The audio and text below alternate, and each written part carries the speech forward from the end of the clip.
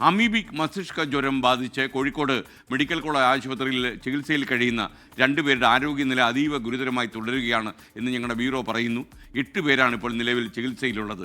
വയനാട് സ്വദേശിക്ക് രോഗബാധയുണ്ടായത് ചെന്നൈയിൽ നിന്നാണെന്ന് സംശയമുണ്ട്. നിഖിൽ പ്രമേഷ് കോഴിക്കോട് നിന്ന് വിവരങ്ങൾ നൽകുകയാണ്. Nikhil, good morning.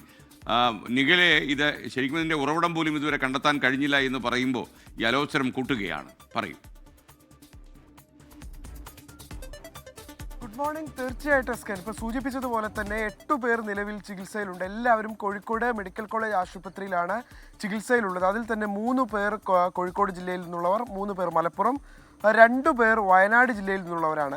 ഒരാൾക്ക് കൂടി ഇന്നലെ വയനാട് ജില്ലയിൽ നിന്നുള്ള ഒരു 25-കാരന് കൂടിയാണ് രോഗം സ്ഥിരീകരിക്കുന്ന സാഹചര്യം ഉണ്ടായതോടുകൂടി 8 പേർ ഇപ്പോൾ ചികിത്സയിൽ തുടരുന്ന സാഹചര്യം ഉണ്ടാവുകയാണ്. അതിൽ തന്നെ 3 മാസം പ്രായമുള്ള ഒരു കുഞ്ഞുണ്ട്.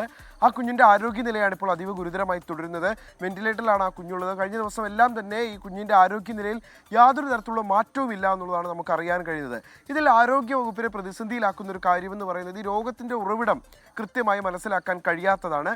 ഇപ്പോൾ ഈ രോഗം ബാധിച്ചിട്ടുള്ള ആളുകളൊക്കെ പോയിട്ടുള്ള കുളങ്ങൾ, അതുപോലെയുള്ള സ്വിമ്മിംഗ് പൂളുകൾ, ഇതെല്ലാം കേന്ദ്രീകരിച്ചുകൊണ്ടുള്ള പരിശോധനകൾ, ഈ സോഴ്സ് കണ്ടെത്തുന്നതിന് വേണ്ടിയിട്ടുള്ള പരിശോധനകളും മറ്റും നടത്തുന്നുണ്ടെങ്കിലും അത് പൂർണ്ണാർത്ഥത്തിലേക്ക്, അത് പരിപൂർണമായി അവർക്കത് മനസ്സിലാക്കാൻ കഴിഞ്ഞിട്ടില്ല എന്നുള്ളതാണ് നമുക്ക് ആരോഗ്യ വകുപ്പിൽ നിന്ന് അറിയാൻ കഴിയുന്നത്. അതുകൊണ്ട് സ്വാഭാവികമായിട്ടും അത്തരത്തിലുള്ള ഒരു ആശങ്ക നിലനിൽക്കുന്നുണ്ട്. ഇത് നമുക്കറിയാം, വളരെ കുറച്ച് ആളുകൾക്ക് പിടിപ്പെടുന്ന ഒരു രോഗമാണ്. എന്നാൽ തുടർച്ചയായ ദിവസങ്ങളിൽ ഈ മലബാർ ജില്ലകൾ കേന്ദ്രീകരിച്ചുകൊണ്ട് 8 പേർക്ക് രോഗം സ്ഥിരീകരിക്കുന്ന ഒരു സാഹചര്യം ഉണ്ടാകുന്നു.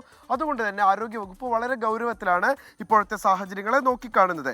നിലവിലത്തെ സാഹചര്യത്തിൽ ഈ തലക്കുളത്തൂർ പഞ്ചായത്തിലെ രോഗം ബാധിച്ചിട്ടുള്ള 31-കാരൻ്റെ ആരോഗ്യനില മെച്ചപ്പെട്ടു എന്നുള്ളത് മാത്രമാണ് ഒരു ആശ്വാസകരമായിട്ടുള്ള കാര്യം. ഇദ്ദേഹത്തിൻ്റെ ആരോഗ്യനില മെച്ചപ്പെട്ടു വരികയാണ്. ഇദ്ദേഹവും കോഴിക്കോട് മെഡിക്കൽ കോളേജ് ആശുപത്രിയിൽ തന്നെയാണ് ചികിത്സയിലുള്ളത്.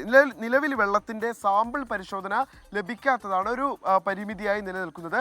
പ്രാദേശികമായി രോഗം സ്ഥിരീകരിച്ച ഭാഗങ്ങളിൽ ഒക്കെ ആരോഗ്യവകുപ്പിൻ്റെ പ്രതിരോധ പ്രവർത്തനങ്ങളും സജീവമായി നടക്കുന്നുണ്ട്.